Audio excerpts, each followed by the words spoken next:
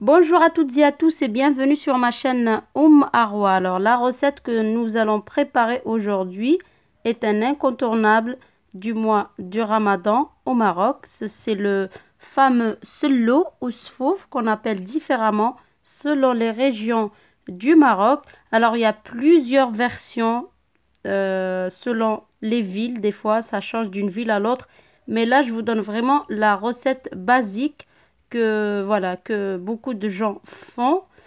Donc je la simplifie, mais en gardant quand même l'authenticité de celle-là.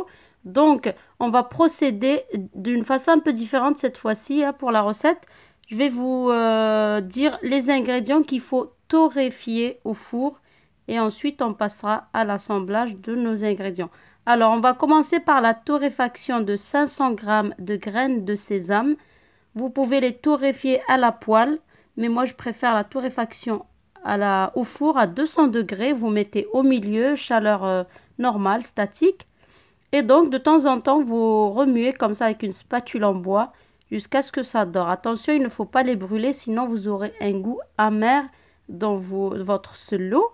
Une fois que c'est torréfié, on réserve, on met de côté et on va faire de même pour 500 g d'amandes. Donc cette quantité, c'est vraiment pour faire plus ou moins 1800 g de selo. Donc on va faire la même procédure, on va torréfier, voilà, mélanger de temps en temps. Et une fois que c'est torréfié, il ne faut pas que ça brûle non plus. Voilà, je vous montre l'intérieur de l'amande. Et vous allez réserver. On va faire la même chose pour un peu plus de 500 g de farine, donc plus ou moins 600 g.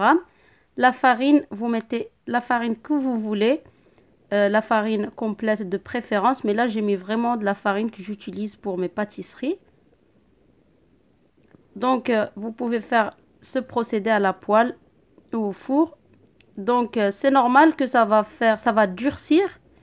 Donc il faudra vraiment casser un petit peu ce côté dur de la farine, la sortir de temps en temps pour éviter que ça ne soit pas trop compact, mais c'est tout à fait normal. Et vous remettez au four, il faut bien la dorer mais pas la brûler non plus. Et ensuite, une fois que c'est bien torréfié, bon, la farine ça prend un peu plus de temps quand même que les amandes et les graines de sésame. Vous tamisez votre farine. Vous allez bien la tamiser parce que sinon vous aurez beaucoup de boulettes comme ça très dures et vous aurez du mal à avoir un mélange homogène après. Donc voilà, vous appuyez bien, vous écrasez pour que ça se tamise bien et vous allez réserver également. Ensuite, vous allez prendre 250 g de beurre. Alors ça va dépendre de comment vous voulez votre selo. Donc, moi j'ai pris 250 g de beurre à 82% de matière grasse. J'insiste là-dessus. Et vous allez le cuire jusqu'à ce qu'il prenne une légère coloration. Vous pouvez le colorer moins que moi. Du coup, il aura un goût de noisette et c'est ce qu'on appelle le beurre noisette. Alors, comment on va procéder pour la préparation? On va réserver une partie des graines de sésame et quelques amandes aussi que l'on va hacher. Les graines de sésame, on ne les mixera pas, c'est la partie qu'on a réservée, hein. En revanche, la partie réservée des amandes, on va la hacher. Là, on va mixer, je dis bien mixer, de préférence, si vous ne pouvez pas avec votre hachoir, eh bien vous allez vous contenter de hacher. Donc mixer jusqu'à ce qu'on extrait l'huile des amandes, qu'elle soit vraiment, que ça devienne une pâte. Et vous faites de même pour les graines de sésame. Alors voilà, on récapitule un peu les ingrédients. On aura besoin de notre farine, nos amandes torréfiées et réduites donc en pâte. De cette façon, ça nous évitera de mettre trop de gras dans notre selo. On fait pareil pour les graines de sésame.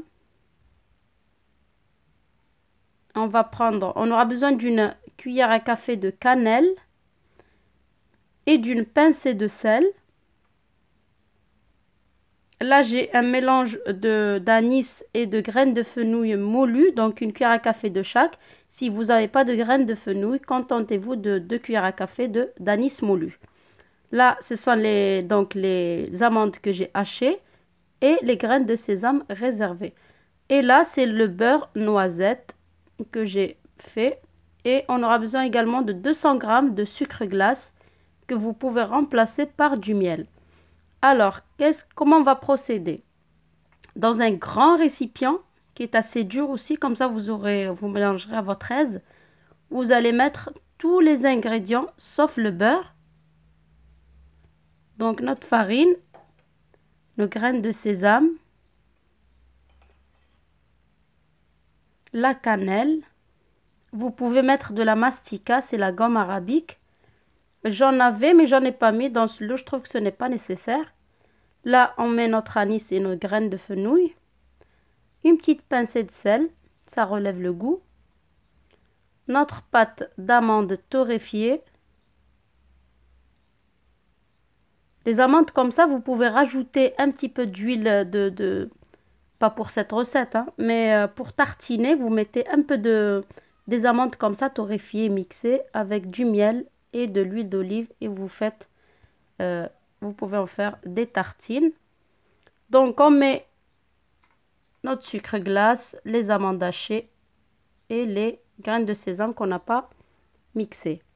On va bien sabler le tout, bien mélanger. Vous essayez vraiment d'écraser, de pétrir pour extraire toute l'huile.